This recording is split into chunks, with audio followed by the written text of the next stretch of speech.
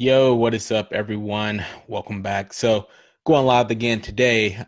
Today I want to talk about money barriers to get rid of. So, let's jump into it. So, the first thing that a lot of people I see struggle with and barriers that need to get rid of is having no plan. So, having no plan from get you to from A to B, especially when setting a goal to get out of debt. If you don't have a plan, obviously you're not going to succeed. The next thing is having no skills or lack of skills. And that kind of ties into the next one I'm going to talk about is having no confidence. So if you feel like you have a lack of skill or have no confidence in your skills, then that overall is going to bring your confidence down. I can tell you, having a lot of clarity and a lot of belief in my skills attributed to me being able to pay off a lot of debt and get my debt paid off. So really the skills thing was really huge for me after I got my plan in place, and utilized the skills that I had. And it started with just believing that you had skills in order to go out and, if you wanted to create side income or get additional income, then you have to have certain skills in place, but you have to have belief in your skills and get out of the race of comparing yourself or putting yourself down or just not believing in your skills at all, even if you don't want to go out and get a side hustle or bring in side or additional income. Having belief and faith in your skills also plays a part too, with getting more raises and more additional income at your current job or employer. So um, having skills and just believing in yourself and your skills is definitely key. Another thing that I hear is afraid of the what if. So, I get a lot of, people like they have money, save up, they're saving money, or, they get to where they're above ground, but they're afraid of like what may happen. So they're holding on to that money or they're afraid to put that towards their debt because they're afraid of, what if I lose my job? What if, I'm no longer employed? Like that's like the biggest one that I hear. And I tell them, when I chose to aggressively pay off my debt, definitely that was a worry. But what I did in place is I had an emergency fund saved up. And I had that just as, a backup to cover my expenses if something was to go wrong, or I would need to, find additional income or find a new job, then I had that money there, just in case of an emergency. So that allowed me the freedom to go and not worry about putting big chunks of money or applying any extra income that I had towards paying off my debt. So just having that belief and not worrying about like what may come up, or, change of employment, change of movement. Like, don't worry about the what if, focus on the goal at hand and focus on, your goal of getting out of debt, if that's the goal.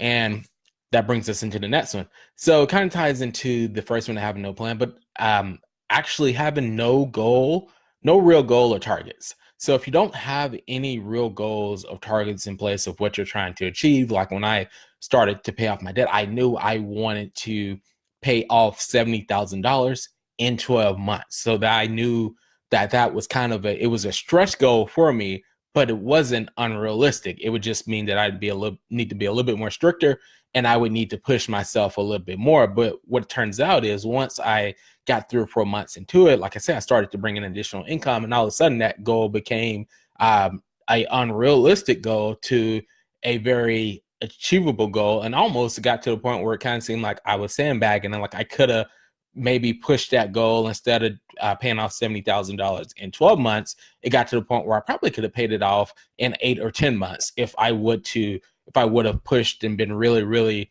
aggressive, and applied a lot of the extra income that was coming in towards paying off my debt. Again, I had a certain goal in mind and I wanted to hit that, but what I had predicted, was a stretch goal at first, but I attacked it and went after it really, really aggressive. And I got really aligned and got really confident in the first areas that I had. I had to plan. I got real confident in my skills. I just got overall more confidence, and that led to me being able to take that goal, which was a stretch goal, and turn it into a goal that was an easy goal in a sense for me to achieve. So having that in place. The next one is not really having a system, having no systems in place. So part of the systems is having a budget.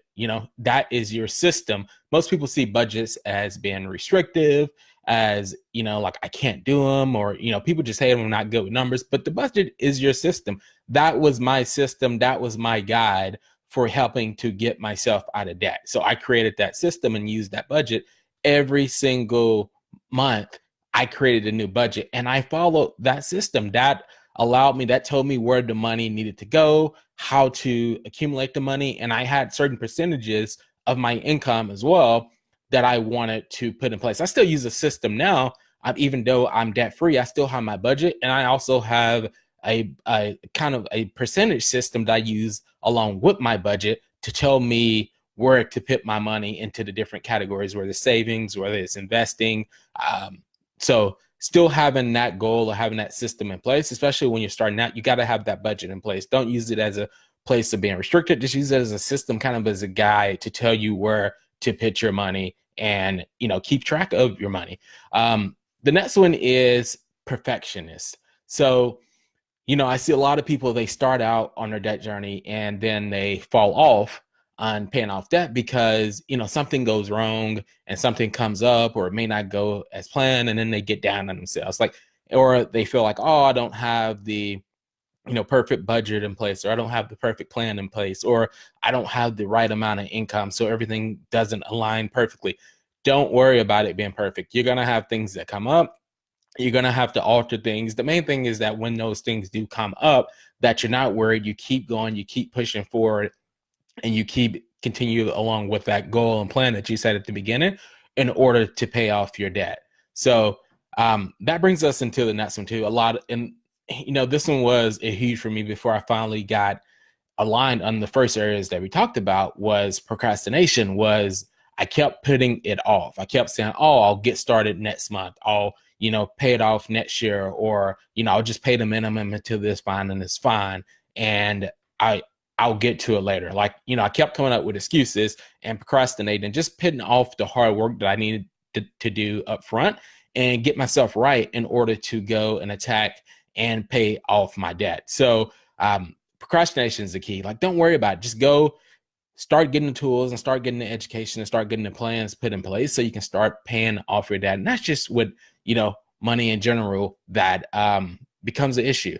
That brings us into the next one too, is distraction. So distraction can be distraction by, people around you, or, events that may be coming up, like a vacation or something, or people invite you here to travel, or, I don't know, whatever. You got things that come up, or just outside influences of people telling you, you don't have to be debt free. Debt is normal. That's considered a distraction. So get rid of any distractions or anyone who does not have that common goal, or that's not, going in the same direction with you. That's not aligned with you with paying off your debt. I'm telling you, it's a lot easier to get aligned and get rid of the distractions. So one of the reasons why I started, doing these videos, whether it's on Facebook, I started a YouTube channel and a blog when I first started out, because I wanted to, one, be around people who were doing the same thing. And I ended up finding a huge community of people that were on YouTube that were documenting their debt-free journey as well. So that was really cool. And just having that community, or just having like-minded people that were going to a similar thing, whether it be, you starting your own YouTube channel, starting your blog, or you just joining, Facebook community groups of people that are going through the same thing that you're going through. I'm telling you that accountability and getting rid of the distractions of people who are not aligned with what you're trying to do will make it a lot easier for you. And then that brings us to the last point. This is a huge one.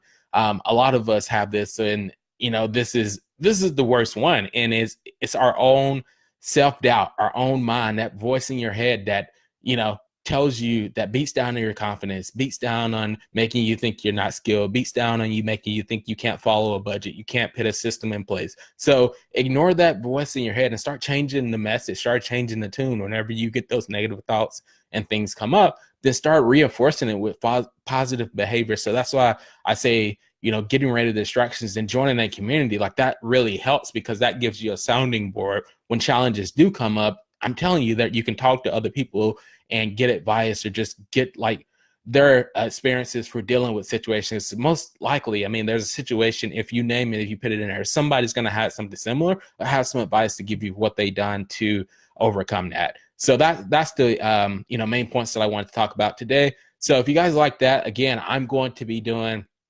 a masterclass, and I'll drop a link in the comments. I'm going to be doing just a 1 hour web class online. It's going to be next Thursday, January the 17th. It's going to be at 7 p.m. Central. So if you guys get on that, I'm going to be walking you guys through the exact steps I took of how I went from $70,000 to $0 in debt in 12 months. And I'm walking you guys through the exact plan and the exact system. And the goal here is to make sure that you guys have a plan by the end of the call. I want you guys to have a plan, or have a goal in mind for what you're going to do to attack your debt, and just have a plan that's going to be good for the year to get you on that journey of paying off your debt. Anyway, I will see you guys on the next video. I'm going to be popping on her live several times this week, so just get used to seeing me on. If you guys are watching the recording, please drop some comments in the comment, or just what are your money goals for the year, and like what are your biggest struggles with money right now? Or if I miss some barriers that you're facing right now, leave a comment in the comment box as well, and I'll cover that later.